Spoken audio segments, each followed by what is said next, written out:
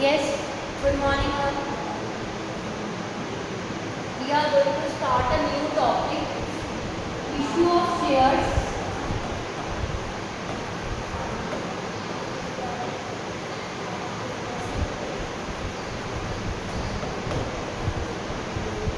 Consideration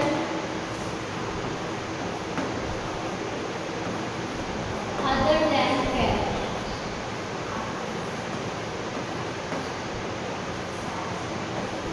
अगर आप share issue कर रहे हैं जिसमें आपको कंसिडरेशन कैश की जगह कुछ और मिलेगा, कुछ और क्या मिल सकता है, मिलना क्या है आप ये सोचिए। फॉर एग्जांपल कि आपने कोई एसेट परचेज करी, ठीक है। अगर आपने कोई एसेट परचेज किया है तो आप एसेट की पेमेंट कैसे कर सकते हो, बैंक ड्राफ्ट के थ्रू, कैश के थ्रू। बट अगर आप वो ना करके आप उसको कंपनी के शेयर्स दे रहे हो या डिबेंचर्स दे रहे हो, तो issue of shares consideration other than cash की कैटेगरी में आ जाता है। इसके अलावा अगर आपने बिजनेस परचेज किया है तब भी सिचुएशन सेम ही रहता है, ठीक है। अब इसमें क्या क्या सिचुएशन है, कब कब आप शेयर इशू कर सकते हो कैश के अलावा। There are 4 cases.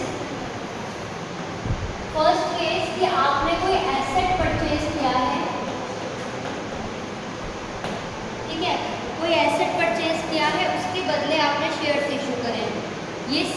यही वाला सेम टॉपिक आपका डिबेंचर्स में भी है, इसे बहुत ध्यान से समझिएगा, ठीक है। आपने क्या किया है, कोई एसेट परचेज किया है, फर्स्ट सिचुएशन।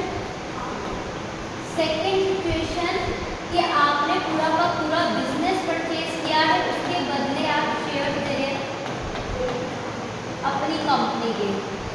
थर्ड सिचुएशन कि आपने इनकॉर्पोरेशन एक्सपेंस के बदले शेयर दिए। एंड फोर्थ सिचुएशन आपने अंडर राइटर्स को दिया। चलिए सबसे पहले ये 2 लाख वाली जो सिचुएशंस हैं हम इसको डिस्कस करेंगे कि ये 2 सिचुएशन क्या है। देखिए इनकॉर्पोरेशन एक्सपेंसेस क्या होते हैं, expense before the incorporation of the company. Company को इनकॉर्पोरेट कराने के लिए बहुत सारे खर्चे करने पड़ते हैं, उनको क्या बोलते हैं, इनकॉर्पोरेशन एक्सपेंस। और वो खर्चे करता कौन है, प्रमोटर करता है, ये आपको पहले से पता है। तो आप प्रमोटर्स को क्या कहते हैं, मतलब जो प्रमोटर्स हैं जिनके माइंड में आइडिया आया कि बिजनेस स्टार्ट करना है, उनको आप क्या दे रहे हैं, उनकी रेमुनरेशन के बदले शेयर दे रहे हैं, मतलब सारा काम ही वही कर रहे हैं। अगर आप ऐसा करते हैं यानी कि आप किसको दे रहे हैं, प्रमोटर्स को दे रहे हैं। इसकी जनरल एंट्री डिस्कस करेंगे और अभी डिस्कस करेंगे कि अंडर राइटिंग क्या होता है और अंडर राइटिंग की आपका एंट्री कैसे होती है,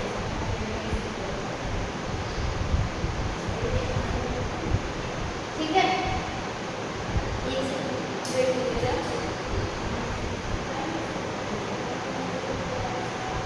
बेटा अगर मैं जनरली बात करूँ आपसे कि इनकॉर्पोरेशन एक्सपेंस कंपनी के हुए, कोई भी एक्सपेंस की जनरल एंट्री आप क्या बनाते हैं। अगर मैं 11 की बात करूँ तो एक्सपेंसेस की एंट्री आपने आज तक क्या बनाई है, expenses account debit to cash अगर पे कर दिया है, और टू उस पर्सन का नाम XYZ अगर पे नहीं किया, पे करना है। तो इस केस में भी यही होगा, आपकी एंट्री क्या बनेगी, फर्स्ट अगर आपने इशू करे शेयर प्रमोटर्स को तो एंट्री फर्स्ट एंट्री आपकी होगी इनकॉर्पोरेशन एक्सपेंसेस की, वो क्या होगी, incorporation expenses debit to promoters.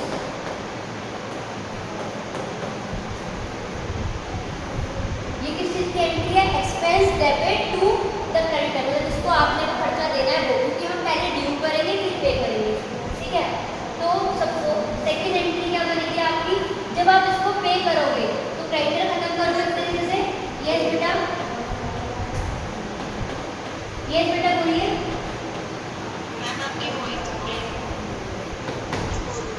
Voice break हो रही है बेटा, नेटवर्क तो पूरा है। मैं रिपीट कर दूँ अच्छे से। टू इक्विटी शेयर कैपिटल, पहले हम समझते हैं कि हुआ क्या। आपके 4 केसेस थे, अगर कोई एसेट परचेज कर रहे हो उसके बदले आप क्या दे रहे हो, शेयर्स दे रहे हो, या पूरा बिजनेस परचेज कर रहे हो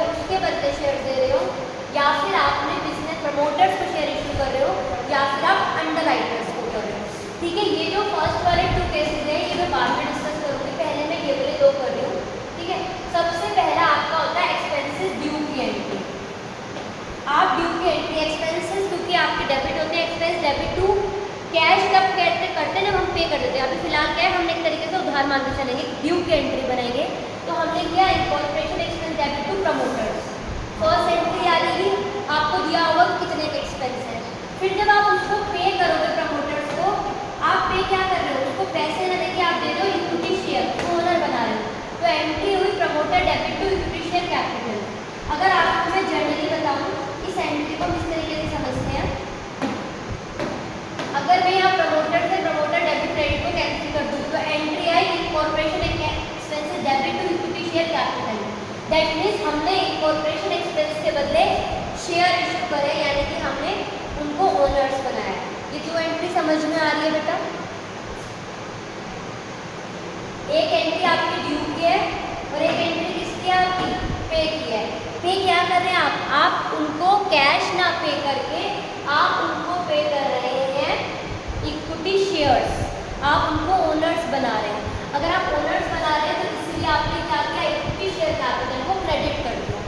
सिर्फ ये 2 ही एंट्री है। क्वेश्चन कैसा आएगा वो बता देती हूँ आपको। सपोज उन्होंने बोला x limited issued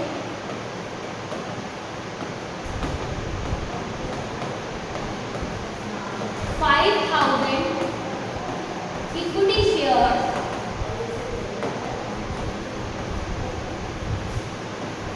of ₹10 each। अब जब इस तरीके के शेयर्स आप इशू करते हैं कि आप किसी चीज़ के बदले में कर रहे हैं, तो ऑब्वियसली फिर अमाउंट तो कैश तो आना नहीं है, इसलिए लमसम में ही एंट्री होती है, क्योंकि आपने पूरे चीज़ के बदले आप पैसे पूरे शेयर दे रहे हो। Equity share of 10 each to promoters of company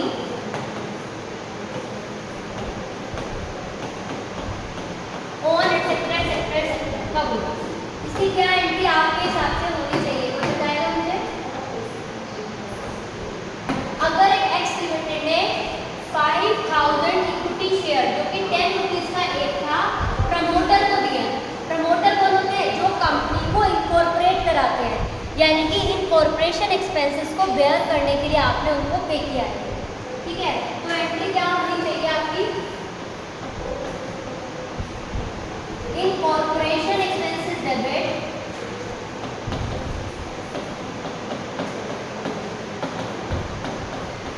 incorporation expenses account debit to promoters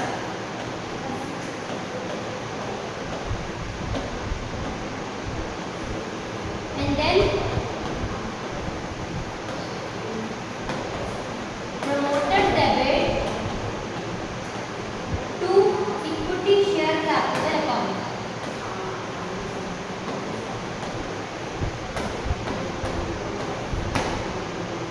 ठीक है, कितनी कितनी अमाउंट आएगी, 5,000 शेयर ऑफ 10 each, यानी कि आप दे रहे हो उसको 50,000 की कमीशन।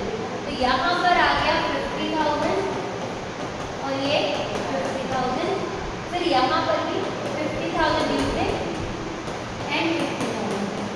इन केस अगर मैं शेयर इशू करती इस पर सिक्योरिटी प्रीमियम पर 10 की जगह 12 में, तो यहाँ पर एक वर्ड और आ जाता, वैसे रेट ट्रांसफर लेकिन अगर आ गया तो to security premium reserve account,